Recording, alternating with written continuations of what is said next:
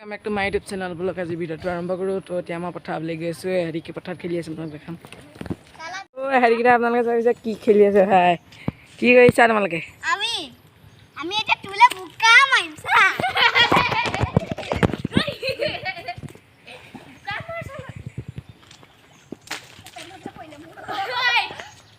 স্কুৱেলিং এনেকুৱা আহি যাব হা তো গাইজ আপোনালোকক মই বঢ়িয়া আছে এটা ভিডিঅ' ক্লিপ দি দিছোঁ আপোনালোকে ভালকৈ চাই থাকক